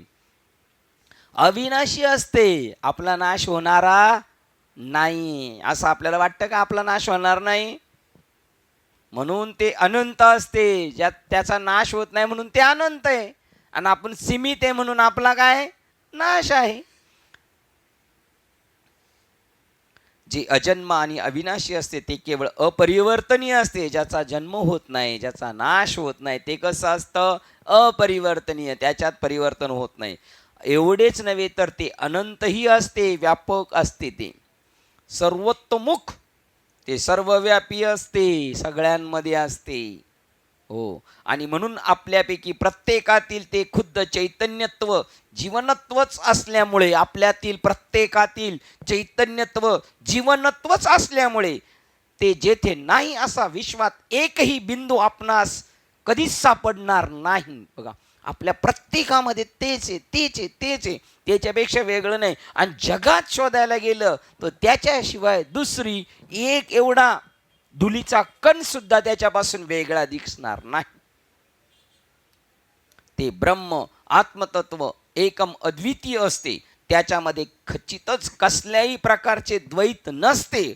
आता आपल्याला बाबांनी ज्ञान दिलं, द्वैताची झाडणी, ते ज्ञान भेटलं आणि गुरुकडून ज्ञान झालेले, पण त्या कैसे कीर्तन घडेल ना? मी द्वैत घालवणारं ज्ञान भेटलं, पण द्वैत गेलं नसल्यामुळं कीर्तनाचा आनंद भेटत नाही. कीर्तनाचा आनंद केव्हा भेटेल? अद्वैत होऊ तेव्हा. श्रोता आणि वक्ता दोघं कसे झाले पाहिजेत? अद्वैत. नाथबाबांचा आठवतो का अभंग? अद्वैत स्मरणी अखंड स्मरणी वाजव करटाळी, मग एका जनार्दनी मुक्त होई 10-5 वर्षांनी तात्काळी ताबडतोब. आत्ता या घडीला लगेच अद्वैत स्वरूप झालो तर. श्लोक क्रमांक 468. अत्याज्य, या जगात कोणती गोष्ट त्याज्य करण्याजोगी नाही. एक महात्म्यांच्या कीर्तनामध्ये एक दारू पेलेला माणूस आला आणि बडबड करायला लागला. लोक म्हणले त्याला घालून द्या. कधी कधी कुत्रा आला तरी लोक म्हणतात घालून द्या, ती काही त्यांच्यावर विक्षेप नाही होणार. ते म्हणले याला जर आकाश मंडप पृथ्वी आसन त्या परमात्म्याने जर याला स्वीकारले तर मी या कीर्तनाच्या मंडपातून त्याला त्याज्य कसा समजू? त्याने जर एवढ्या विश्वाने, त्या विश्वात्म देवाने जर त्याला स्वीकारलेले, कारण तो कोण आहे? तो परमात्माची परी दुसरा आहे. त्याज्य अग्राह्य, मला पाहिजेच, हवंयच, नकोच आहे असं होऊ शकत नाही. ते प्रत्येकाकडे तेवढ्या लेवलनी आहे, ते तेच आहे. जे कुठेही ठेवता येत नाही असे, त्याला कुठे ठेवायचं? त्याला ठेवायचं तिथं तो नाही असं नाही. आता हे तुकाराम महाराजांच्या याच्यावर मात झाली का नाही? साठवणीचे रुंदले जागे. मग तुकाराम महाराजांनी चुकीचं लिहिले का नाही? तुमचं आपलं वकील पत्र घेऊन आपली भूमिकेतून मांडलेले, कोणत्या भूमिकेतून तो अभंग आहे, कोणत्या भूमिकेतून ते बोललेले, हे समजायला त्या भूमिकेपर्यंत आपण असावा लागतो. साठवणीचे बघा, साठवीला हरी त्यावेळेला याच्यावर शंकेवर टिप्पणी देताना महाराज म्हणत असतात, अभ्यासू कीर्तनकार बाबा म्हणत असतात, साठवीला हरी. मग तो पहिला नाही का तिथं साठवायला? म्हणजे तो आहे, पण तुम्ही त्या भूमिका काय, म्हणजे तुम्ही त्या भावावर आरूढ पाहिजे.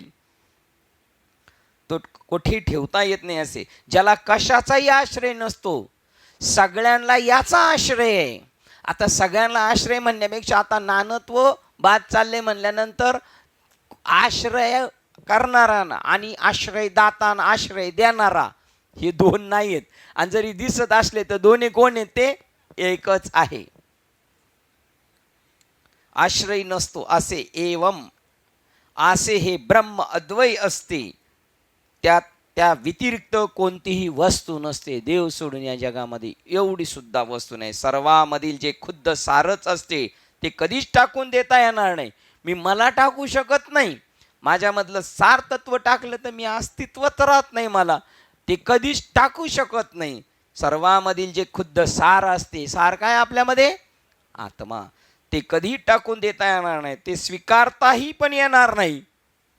ते आपल्याला समजा देहातून सोडून चाललं तर थांब थांब. आपली आई जशी आपल्याला म्हणत थांब, मला एक दिवस थांब, एक दिवस थांब, तसं आपण त्याला एक दिवस थांब म्हणू शकतो, आहे का नाही? गुरु बाबा त्याला म्हणू शकतो का नाही एक दिवस थांब? मग किती 2 दिवस थांब म्हणू शकतो? नवले बाबा मग किती दिवस म्हणू शकतो थांब? शब्बाज. करेक्ट. कोण जात नाही?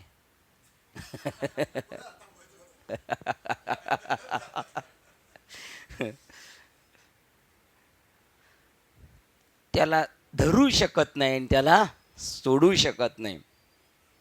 ते स्वीकारता पण येणार नाही. जी तुमच्याहून अन्य गोष्ट आहे तिच्यात फक्त त्याग करता येईल. तुमच्यापासून वेगळं असेल तर त्याग करता येईल, पण तुमचा त्याग तुम्हाला करता येणार नाही. ते तू आहेस ते स्वीकारताही, त्याचा त्यागही करता येणार नाही किंवा स्वीकारही करता येणार नाही. मी मला स्वीकारलं असं होतं का? नाही.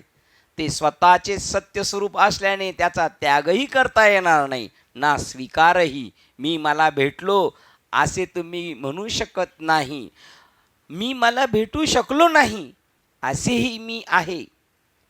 बस आत्मतत्व हे अंतिम द्रक स्वतःचे स्वरूपच आत्मस्वरूप. मी स्वतःच्या खांद्यावर कसा चढू शकेल? बघा, मी मला भेटलो असे म्हणू शकत नाही आणि मी मला भेटू शकलो नाही असे म्हणू शकत नाही. कारण भेटणारा आणि भेटलेला दोघं मिळून कोण आहेत? मी आहे बस एवढंच म्हणू शकतो. काय? मी आहे बस. कशात? बस. मी आहे बस हे सुद्धा म्हणू शकतो ना. हे सुद्धा बस करायचं आहे म्हणून म्हणायचं आहे. कुठंतरी याला पूर्ण विराम द्यायचा आहे म्हणून. आत्मतत्व हेच अंतिम द्रक स्वतःचे स्वरूप आत्मस्वरूप मी स्वतःच्या खांद्यावर कसा चढू शकेल? प्रश्नचिन्ह. त्या ठिकाणी कोणताही अध्यारोप नाही. या ब्रह्मात अज्ञानच नाही आणि परिणामता अध्यारोपही नाही. सत्यस्वरूप ब्रह्म हे शुद्ध असते आणि प्रकृती उपकरणे वा तिची प्रलंबने यांनी अस्पर्शित असते. त्यांनी त्याला स्पर्श केलेला नाही. नदीमध्ये साधू गेला आणि आंघोळ करून आला तरी म्हणला मी पाण्याला स्पर्श केलेला नाही. कारण अद्वैत आहे. पाणी आणि माझं शरीर आणि मी आत्मा हे वेगळं नाही. म्हणून ह्या हाताने याला स्पर्श केला आणि ह्या हाताने याला मोबाईल दिला ह्या हातात आणि हात लगेच त्याला म्हणला थँक्यू. तो म्हणला ठीक आहे. असं होत नाही. असं जर झालं तर घरातले म्हणतील यांना आता पहिलं हॉस्पिटलमध्ये घेऊन जायला पाहिजे, आहे का नाही? कशाचाही आधार नाही त्याला. अनाश्रयम. ब्रह्माचे वस्तिस्थान कोणते? तेच त्याचे वस्तिस्थान होय. त्याचे वस्तिस्थान कोणते? तेच जिथं राहतोय तेच त्याचे वस्तिस्थान. एकच ब्रह्म त्यात अद्वया विना असते. बघा, एकच ब्रह्म त्याच्यामध्ये असते. राहायचं ठिकाण आणि तो पण ते अद्वय असते. निर्गुण श्लोक क्रमांक 469. गुणरहित. त्याला सत्वगुण, रजोगुण, तमोगुण रहित, विभाग रहित. आपल्याला विभाग येत तशी त्याला नाही. या श्लोकावर मात आहे गीतेमधला. मम वंश, माझे वंश आहे. वंश बी नाही त्याला. माझा अंश पण नाही आहे. तो वेगळेपणा पण नाही. माझा अंश म्हणजे कोण झाले? द्वैत झालंच की नाही? ते पण नाही तिथं. म्हणून साधकासाठी मार्गस्थ असणाऱ्या माणसाला ते समजून घेण्यासाठी आहे. विभागरहित, सूक्ष्म, निर्विकल्पम, विक्षेपरहित. निर्विकल्प म्हणजे विक्षेप नाहीत. निष्कलंक, त्याला कोणत्याही प्रकारचा कलंक नाही. म्हणजे तो काळा गोरा उंच ठेंगणा, त्याला हे आवडतं त्याला ते आवडत नाही, त्याला मित्र आहे त्याला शत्रू आहे असं काही तिथे नाही. असे अद्वैत ब्रह्म असते. त्याच्यात ब्रह्मा व्यतिरिक्त अंत्य, त्याच्यात ब्रह्मा व्यतिरिक्त अन्य कोणतीही वस्तू नाही. कोणतेही गुणधर्म नसलेले निर्गुण. ज्याचा गुणधर्म ज्याला गुणधर्म असतात ते नाशिवंत असते. हा फार हुशार आहे. म्हणून साधू कोणाच्या गुणाचंही वर्णन करत नाही आणि कोणाच्या दोषाचंही वर्णन करत नाही. कारण ते काय पाहत असतात? आत्मतत्व. आत्मतत्व कसं आहे? निर्गुण. त्यामुळे ते वर्णन करत नाही. बघा बरं, आपले एक देवाला कीर्तन छान होऊ द्या बरं, आपण म्हणू. कारण आपण माणसाळलेले आहेत. अजून जे बाबा आहेत ना ते कधीच म्हणणार लय भारी गेलं असं नाही म्हणणार. काही बरोबर नाही झालं असंही नाही म्हणणार. कारण तो विषय कशाचा झाला? गुणाचा. आणि ते गुणत्रय त्या गुणांच्या पलीकडचे आहेत ते. म्हणून ते गुणाच्या पलीकडे असल्यामुळे ते काय पाहतात? गुणाच्या पलीकडचंच पाहतात. ते अलीकडचं पाहत नाही. आणि ज्याला गुणधर्म आहे ते कसे? नाशिवंत आहे. सर्व अनित्य वस्तूंना गुणधर्म असतात. गुणधर्म कशाला असतात? अनित्य वस्तूंना. जर अविनाशी सत्य स्वरूप अनंत असेल तर ती वस्तू असू शकणार नाही. बघा, जर अविनाशी सत्य स्वरूप अनंत असेल तर ती वस्तू असू शकणार नाही. मग ती वस्तू नाही राहिली, ती काय झाली? ते तत्व झालेलं आहे. आणि ती जर वस्तू नसेल तर तिला गुणधर्म असू शकणार नाही. म्हणून तिला आता वस्तू हा शब्द काढून टाकला का नाही? पण तिथे सांगितलं ना, जया ज्ञानास्तव भेटे ती एक वस्तू असे. पण आता वस्तू हा शब्द सुद्धा काढला. आता तो वस्तू सांगितला म्हणजे आत्मवस्तू सांगितली. आणि इथं इतरत्र वस्तू सांगितल्या, त्या वस्तूंना गुणधर्म आहे. पण ही वस्तू नाही, त्यामुळे हिला गुणधर्म नाही. ज्याला विभाग नाहीत, निष्कलंक, विभाग नाहीत त्याला वेगवेगळे. सफरचंद आणि त्याच्या 4 फोडी केल्या तर 4 फोडी असल्या तरी चारही पण काय आहेत? ते सफरचंदचे. बरं, तुम्ही म्हणले 4 आहेत सफरचंद, तरी तो काही 4 सफरचंद नाही. आता ह्या 4 फोडी झाल्या म्हणून 4 सफरचंद. 100 सफरचंद ठेवले तरी सगळ्यांचं नाव काय? सफरचंद. बाजारात जेवढे सफरचंद आहेत ते सगळे कोण आहेत? सफरचंद. आणि आता जेवढे बाजारात आहेत तेवढे कोण आहेत? बाजारात जेवढे तेवढे कोण आहेत? सोहम.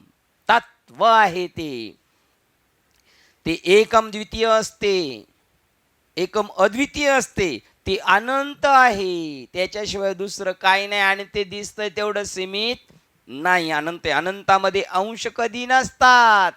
हा माझा अंश आहे असं नसतं. अंश जर असतील तर त्या ठिकाणी अन्य काहीतरी त्यास उपादित करीत असले पाहिजे. उपादित करते, हा माझा अंश आहे म्हणजे त्याची उपाधी वेगळी आहे आणि माझी उपाधी वेगळी आहे. आणि ते कसे? उपाधी रहित आहे. त्यानंतर ते अनंत असणारच नाही. मग उपाधित असल्यावर अनंत असेल का? नाही. मग अंश कधी अनंत असेल का? नाही. सूक्ष्म, जे वाचेने प्रगट केले जात नाही, असं सूक्ष्म आहे. वाचेने सुद्धा प्रगट केले जात नाही, परंतु ते वाचेलाच व्यक्त करते. वाचेने प्रगट केले जात नाही पण वाचेला प्रगट करते. ते तू आहेस. हा चक्कर येऊन पडेल का नाही सईद बाबा? बघा, जे वाचेने प्रगट केले जात नाही परंतु ते वाचेलाच व्यक्त करते. वाचेने ते प्रगट नाही करीत पण वाचेला ते प्रगट करते. तेच केवळ ब्रह्म होय आणि ते ब्रह्म मी आहे. असं जर आपलं झालं, ते ब्रह्म मी आहे, ते ब्रह्म मी आहे, तर आपण हसून समोरची पण हसतील. आता काम पत्ते झालं. दीपक बाबांनी जी रूम दिली होती त्याचं यथा सांगता झाली. आणि शेवटच्या दिवशी आपण जाताना तसंच जायचं, ते ब्रह्म मी आहे, ते ब्रह्म आहे. घरी जर म्हणले जेवायला वाट, ते ब्रह्म मी आहे. तुम्ही जेवले का? ते ब्रह्म मी आहे. कोणत्या बाबाकडे गेले होते तुम्ही? ते बाबा बी म्हणते ते ब्रह्म मी आहे. ते म्हणले आम्ही न गेल्यामुळं आमचा असं भाग राहिलाय. बरं झालं आम्ही नाही गेलो, नाही तर आम्ही सुद्धा काय म्हटलो असतो? ते ब्रह्म मी आहे. म्हणजे सगळ्या येड्याचाच बाजार झाला असता. नक्की खोळाचा पाऊस पडला म्हणतील यांच्यावर का नाही. सूक्ष्म, त्याच्या सर्व व्यापकत्वामुळे सूक्ष्म निर्विकल्पम. बघा, जे वाचेला व्यक्त ते ब्रह्म, ज्याची मनाने कल्पना करता येत नाही. कसं असेल ते? कसं असेल बरं? नेमकं कसं असेल? नाही कल्पना करू शकत. परंतु ज्याच्यामुळे ते भावना करू शकते ते ब्रह्म होय. कसं असेल ते? हे कसं असेल ते, हे जे म्हणतंय ना ते त्यालाच हाताशी घेऊन म्हणलेलं आहे. पण ते कसे सांगता येत नाही. पण ते कसं आहे हा जो विचार चाललाय तो कोणामुळे चाललाय? कसं आहे मुळच चाललेलं. काय कोण बोलवित हरिविन? बघा बरं, आता हे कोण बोललं सांगा बरं? तेच बोलले, अरुण बाबा नाही बोलले की नाही.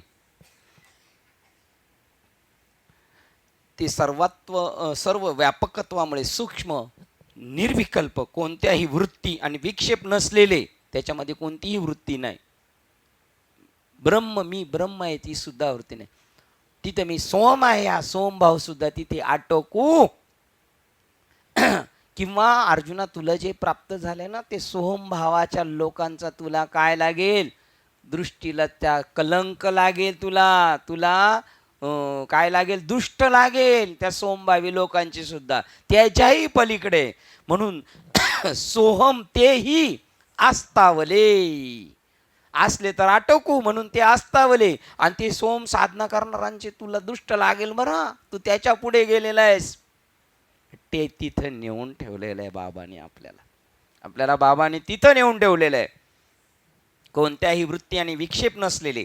कारण विक्षेप आणि वृत्ती नाही. कारण का, मन आणि बुद्धीच्या मर्यादा ओलांडलेल्या असतात. आपण मर्यादा ओलांडून गेलो, मनाच्या अतीत झालो, बुद्धीच्या अतीत झालेलो आहे, म्हणून आपण तिथे गेलो. मन आणि बुद्धी इकडे अलीकडे आणि त्याच्या पलीकडे. म्हणून प्रेहून परते बोलणे खुंटले, परावानी पश्यंती मध्यम आणि वैखरी, त्याच्या पलीकडच आहे. म्हणून त्याच्या पलीकडचं बोलता येत नाही. बुडालेला माणूस कधीच म्हणत नाही मी बुडालो बुडालो. आणि जो बुडालो बुडालो म्हणतोय त्याला आपण काय म्हणायचं? तो जर एखादा बुडत असला म्हणला बुडालो बुडालो काढा मला, तर आपण काय म्हणलं पाहिजे त्याला? बुडालेला माणूस कधीच बोलत नाही मी बुडालो. तू बुडाला जोपर्यंत बोलतो तोपर्यंत आम्ही तुला काढणार नाही. असेच उलफाट्या वाय रिपीटिंग झालेले आहेत आपल्या, आहे का नाही? निरंजन बघा, ते तत्व कसं आहे, कोणत्याही प्रकारचं त्याला हे नाही. निरंजन निष्कलंक, कारण त्याच्या ठिकाणी वासनाच नसल्यामुळे सत्यतत्व कोणत्याही वैविध्य विना एकमेव असून अद्वय असते. तिथे कोणतीच वासना नाही. हे जे म्हणणं आहे ना, एकले निकंठ विना, ही सुद्धा वासना नाही तिथं. तर तिथे ही वासना कुठं राहील? ऐसे आवडते म्हणा देवा पूर्वावी वासना. अरे ऐसे आवडत देव वसे चित्ती, आता जो देवच झालाय हे सुद्धा नाही. मग तिथं ज्या सुखा कारणे देव वेडावले, कोणासाठी कोण वेडवलं? अहो हा खेळ खेळायचा आहे म्हणून आहे सगळ्या गोष्टी. 470 नंबरचा श्लोक वाचतो. ज्याचे सत्य स्वरूप अनाकलनीय असते त्याचं वर्णन ते आपल्याला कळण्याच्या पलीकडेच आहे. मग कळणार नाही का? कधी कळेल मग? आपण तसे होऊ तेव्हाच. आपण संपदांडे जाऊन समजून समजायला गेलो तर ते अनअकलनीय आहे. पण मी वासुदेव रूपाने जर बघायला गेलो तर मग मात्र ते अकलनीय आहे. आणि अकलनीय आहे ते फक्त त्याच्या पुरतं, तिसऱ्याला तो ते सांगू शकत नाही. पण त्याच्यामधले भाव इतरांमध्ये तो प्रगट करू बी शकतो. तुम्ही म्हणणार त्याला कळत नाही, मग तो म्हणेल मला कळतंय. आणि तुम्ही म्हणले त्याला सगळं कळतंय, तो म्हणून मला काहीच कळत नाही. तुम्ही आपण कोणतंही लक्षण तिथं लावू शकत नाही, परंतु ते अनाकलनीय आहे. मन आणि वाणी यांना ते अगोचर आहे, मनाने त्याला जाणू शकत नाही. बघा आता पहिलं मनाने घ्या म्हटले तिथपर्यंत, तू मन मीच करी. पण नंतर म्हणतात त्या मन वाचे अतीत स्वरूप तुझे, असं भगवंताचं स्वरूप आहे. तुकाराम महाराज म्हणतात मन वाचे अतीत तुझे स्वरूप आहे ते. म्हणून ते वाणी यांना जे अगोचर आहे, वाणी सुद्धा सांगू शकत नाही. परे ऊन परते बोलणे वैखरी कैसेनी सांगे. वाणी अगोचर असते. एक ब्रह्म असते. बघा एक ब्रह्म असते एक ब्रह्म असते. देव आहे असते ब्रह्म, एक ब्रह्मच असते. त्याच्या व्यतिरिक्त त्याच्यात अन्य कोणतीही वस्तू नसते. किती निष्ठून सांगितलेले. असते एक ब्रह्मच असते, त्याच्या व्यतिरिक्त त्याच्यात अन्य कोणतीही वस्तू नसते. अनअकलनीय अनुरूप्य ते निरूपण करू शकत नाही. पण अनुरूप्य ते निरूपीजे. अनुरूप्य की ते निरूपीजे. ऐकता बुद्धी आणि जे वाचून डोळा देखीजे. ऐसे नाही. बघा त्याचं ते निरूपण करण्याजोगं नाही, आकलन होण्याजोगं नाही. ब्रह्माचे स्वरूप अनाकलनीय असते. ते इंद्रिय ग्राह्य नसते. इंद्रिय परंतु माऊली परत काय काय घेतात, अतिंद्रिय परी इंद्रिया करवी भोगवीन मी. बापरे माऊली हे कसं काय? तो विशेष अधिकार आहे त्यांच्याकडे. हो, इंद्रियांच्या करवी नाही होत, पण मी ते आकलन करून देईल तुम्हाला. काय फुल एवढं. इंद्रियामार्फत ज्ञान ग्रहण करणाऱ्या तुम्हास जे ज्ञान होते ते मध्यस्थामार्फत मिळालेले परोक्ष ज्ञान असते. इंद्रियामार्फत कळतं ते थोडंसं मध्यस्थी इथपर्यंतच असतं. तुम्ही तिथपर्यंत नसता पोहोचलेले. ते ब्रह्म वस्तू नसल्याने त्याचे ज्ञान इंद्रियामार्फत होऊ शकत नाही. याची काही वस्तू नाही. ती ज्ञान इंद्रिय वस्तू पाहू शकतात, पण ते वस्तू रहित आहे. ते इंद्रिय नेनते ज्याचे घर, मना वचना अगोचर, बुद्धीसी न कळे ज्याची मेघ, ते निज निर्विकार निज वस्तू आहे ती. ते ज्ञान इंद्रियामार्फत होऊ शकत नाही. जगात अशा कित्येक गोष्टी आहेत की त्या आपण ज्ञानेंद्रियांच्या द्वारा आकलन करू शकत नाही. जगातल्या अशा कितीतरी गोष्टी आहेत त्या नाही आकलन करू शकत. तर ही कुठं, जसं प्रेम आकलनीय नाही, ते आकलन नाही करू शकत. प्रेम काय आहे हे आपण जाणू शकत नाही. गणित शास्त्रातील सांख्यिक नियम, शास्त्रीय सिद्धांतातील सत्यता याचे जे आकलन होते ते मनबुद्धीद्वारा. एक केनोपनिषदातला मंत्र 5 बघा, ते मनबुद्धीद्वारा. परंतु आत्मतत्व असे आहे की तेथपर्यंत मन आणि वाणी पोचू शकत नाही. मनोवाचा अगोचरम. बघा श्लोक क्रमांक 5 बघा, केनोपनिषद आहे की नाही. ज्याची मनाने कल्पना करता येत नाही, ज्याच्यामुळे त्याला मनाला कळते असे म्हणतात. बघा, मनाने कल्पना करता नाही, ज्याच्यामुळे त्याला मनाला कळते असं म्हणतात. त्याच्यामुळं कळतं. मनाला जरी कळतं तर कोणामुळं कळतं? त्याच्यामुळे कळतं असे म्हणतात. तेच केवळ ब्रह्म आहे असे तू जाण. मनाला ज्याच्यामुळं कळतं ते ब्रह्म आहे, पण मनाला कळत नाही. पण मनाला ज्याच्यामुळं कळतं ते ब्रह्म आहे. कधी बोले आम्हाला वेडे बनवायचं काम चाललंय का तुमचं? ही अशी फिरवी आहे ना. तेच ब्रह्म आहे असे तू जाण. ज्याची लोक उपासना करतात ते ब्रह्म नव्हे. लोक ज्याची उपासना करतात ते ब्रह्म नव्हे. लोक कशाची उपासना करतात? ते मला नाही म्हणून बुद्धी भेदासी आले आणि अनेकत्व कल्पना करतात ते ज्ञानेविन नाशिले.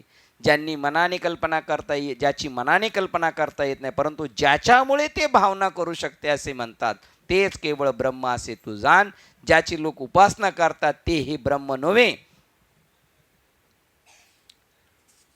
बाद झालं, जास्त विश्लेषण नको, बाद झालं. एवढ्या पुरतं त्याचा अर्थ सांगितला. कशामधला आहे हा? केनोपनिषद मधला 5वा मंत्र आहे. कितव्या धड्यातला आहे?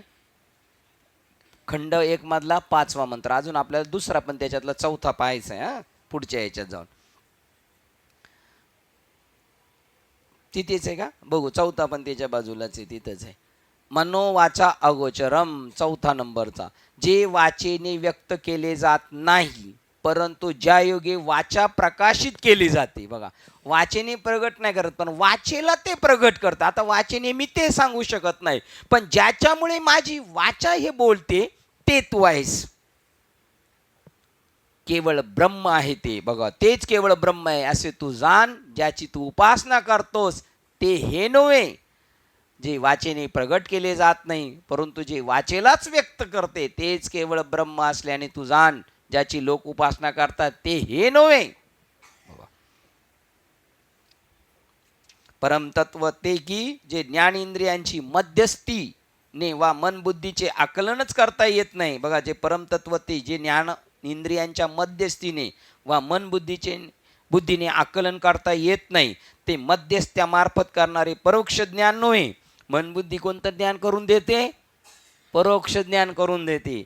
हे कोण आहेत? मध्यस्थी आहेत, मन आणि बुद्धी.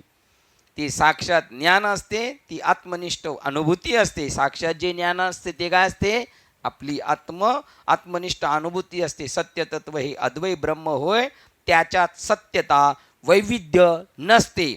सत्यत्व हे अद्वैत ब्रह्म असते. मीच ते ब्रह्म आहे, ही सत्यत्व आहे. त्याच्यात सत्यता वैविध्यता नसते. म्हणजे मी संपथांडेंनी ते ब्रह्म जाणलं अशी विविधता नाही. जे जाणणारा आहे ना ते आणि जाणणारा दोन्ही मिळून काय एकच असते. 471 क्रमांकाचा श्लोक वाचतोय. सत्स्वरूप वैभव पूर्ण आहे. बघा ते स्वरूप कसं आहे, वैभवशाली आहे, वैभव पूर्ण आहे, कोणासारखे नाही असे बोध स्वरूप. कोणासारखे? आकाशासारखं. ते कुठं आकाश, सागरासारखं कुठं, ते लय अलीकडे आहे. त्याचं वर्णन, त्याचा असं त्याच्याशी निर्देश दुसऱ्या गोष्टीशी करता येत नाही. स्वयंसिद्ध आहे. त्याची सिद्धता करण्यासाठी तिसरी गोष्ट नाही पाहिजे, ते त्याची स्वतः सिद्ध येते. म्हणून नाही घडविला नाही बैसविला स्वयंभू आमचा विटेवरी उभा. कोणासारखे नाही असे बोध स्वरूप, असे हे अद्वितीय ब्रह्म. त्यात ब्रह्मा व्यतिरिक्त अन्य कोणतीही वस्तू नाही, त्याच्यामध्ये दुसरी वस्तूच नाही. सत समृद्धम, हे सत्य तत्व अस्तित्व रूपाने भरलेले असत रूपाने आहे. ते शुद्ध सद्घन असते. शुद्ध अस्तित्व कोणत्याही ज्ञान उपकरणाच्या मध्यस्थीने ते प्राप्त करता येत नाही. बाबा हा सुद्धा मध्यस्थी चालत नाही. बाबा तिथे घेऊन जातात, पण तिथं आपणच त्या स्वरूपाशी समरस होऊन जातो. बाबा म्हणणार चल तुला मी तसं समरस करतो. नाही, आपलं सुद्धा अस्तित्व संपवावं लागतं, तेव्हा आपण तिथपर्यंत जाऊ शकतो.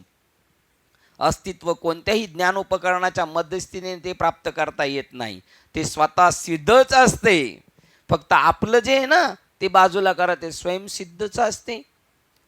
अनादि सिद्धू, उपाधी, विशुद्धू, निरुपाधी असं त्याच्या दुसऱ्या अध्यायात सांगितलं. अनादि सिद्धू, विशुद्धू असं त्याच्यामध्ये सांगितलं. शुद्ध अस्तित्व कोणत्याही ज्ञानोपाय मध्यस्थी प्राप्त करता येत नाही. ते स्वतः सिद्ध असते, दुसऱ्याने त्याची सिद्धता करण्याची गरज नसते. ते स्वयंस्पष्ट असते.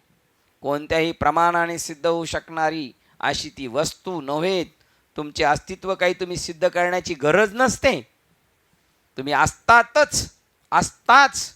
इतर कोणतीही गोष्ट तुम्ही सिद्ध आणि असिद्ध करू शकता, दुसरी गोष्ट सिद्ध करू शकता, पण मी आहे हे सिद्ध करू शकत. श्लोक आला. शुद्धम, कारण त्याच्यात त्यांच्याहून अन्य काहीच नसते. ते सिद्ध करायचं दुसरा सिद्ध करणारा दुसऱ्या व्यक्तीच नाही, वस्तूच नाही व ज्ञानच नाही वेगळं. आणि दृश्यम, ह्याप्रमाणे नव्हे असे. ह्या म्हणजे शांत परिसरात या क्षणी जे अनुभव आपण घेत असतो ते काही द्रक भावना विचार याप्रमाणे नव्हे. आपण जसं व्यवहारात हा अनुभव घेतला तो अनुभव घेतला तसं नाही आहे. ते दृश्य भावना विचार याप्रमाणे नव्हे. मी पाहिलं बरं का, हे महान सत्य तत्व काहीसे विलक्षण असते. ते वेगळंच असतं, सगळ्यांपेक्षा वेगळं आहे. ते विलक्षण आपणास माहीत असलेल्या एखाद्या वस्तूप्रमाणे नव्हे. ते माहिती मला, तसं नाही. मला माहिती आहे यांना माहीत नाही, ते सगळ्यांपेक्षा वेगळे. हे ब्रह्म खचितच एकम अद्वितीय असे आहे. त्यामध्ये काहीही नानत्व नसते. त्याच्यामध्ये कोणत्याही प्रकारचं वेगळेपणा नाही. कोणतीही एक वेगळी वस्तू जगामध्ये नाही. जगामध्ये जेवढं जे आहे ते सगळं काय आहे, तेच आहे, वेगळं नाही. आणि जेवढं वेगळं दिसतंय त्याचा काय केलेलं आहे, त्यांनी निषेध केलेला आहे. हे चुकीचं आहे, हे नाही. तू जे म्हणतो ना हे ते, आता जर आपण म्हणलं ना हे कोण आहे, ते एलकर, ते म्हणणार नाही हे एलकर नाहीत. मग हे कोण आहेत? ब्रह्मचैतन्य. हे ऋषी नाहीत असं त्याला म्हणायचं. हे दीपक नाहीत, तर हे काय सगळं चैतन्य आहे. अशा प्रकारचं आपली वेळ झालेली आहे वाटतं. अजून 5 मिनिटं आहेत का? नाही झाली. हा अनादि नित्य सिद्धू, हा अनादि नित्य सिद्धू, निरुपाधिक विशुद्धू. त्याला कोणती उपाधी नाही, त्यामुळं तो शुद्ध आहे, विशुद्ध आहे. मनोनी शस्त्राधिकी छेदू न घडे या, असा तो असल्यामुळे याचा काही नाश नाही होऊ शकत. अशा प्रकारचा तो श्लोक क्रमांक 23-24 दुसरा अध्याय. असो, आज आपले श्लोक किती झाले? 7 श्लोक झालेले आहेत. किती नंबरच्या श्लोकला थांबतोय? 71. कितीपासून? 65 71 नंबरचे श्लोक झाले. आपण इथे थांबतो. विवेक चूडामणी ग्रंथ झालेली सेवा हृदयस्थ सद्गुरू सच्चिदानंद श्रीपाद बाबा रामदास बाबा अधिष्ठात विवेक चूडामणी ग्रंथ संत मालिका तसेच तुम्हा संत वृद्धांच्या चरणावर सेवा समर्पित करून सेवेला इथे पूर्ण विराम देत आहे. विठ्ठल श्री ज्ञानदेव तुकाराम पंढरीनाथ भगवान की जय. माऊली ज्ञानेश्वर महाराज की जय. जगद्गुरु संत तुकाराम महाराज की जय. शांती ब्रह्म एकनाथ महाराज की जय. सच्चिदानंद श्रीपाद बाबान की जय. सच्चिदानंद रामदास बाबान की जय. अवधूत चिंतनम श्री गुरुदेव दत्त गोपाल कृष्ण भगवान की जय. बोलो रे भाई सब संतन की जय. गणपती बाप्पा मोरया. आता विश्वास मके देवे येणे वाक्यज्ञ तोषावे. तोषोनी मज द्यावे पसाय दाने. जय खळांची व्यंकटी सांडो. दया सत्कर्मी रती वाढो. भूता परस्परे जळो. मैत्र जीवांचे दुरितांचे तिमिर जावो. विश्वस्वधर्म सूर्य पाहो. जो जे वांछिल तो ते लाभो. प्राणी जात वर्ष सकळ मंगळी. ईश्वर निष्ठांची मांद्याळी. अनवर्त भूमंडळी भेट तुला. चला कल्पतरूचे आरव. चेतना चिंतामणीचे गाव. बोलते जे आडव पियुषांचे. चंद्रमेचे अलांछन. मार्तंड जे तापहीन. ते सर्वाई सदा सज्जना सुवेरे होतो. किंबहुना सर्व स्तुती पूर्ण होईल ते लोकी. भजे जो आदि पुरुषी अखंडित. आणि ग्रंथोपजिती विशेष लोकी. दृष्टादृष्ट जय हो आवेजी. एक मने श्री विश्वेश्वरा हो. होई दान बसावो. येणे वरे ज्ञान देवो सुखिया झाला. येणे वरे ज्ञान देवो सुखिया झाला. येणे वरे ज्ञान देवो सुखिया झाला. हरि ओम. शांती शांती.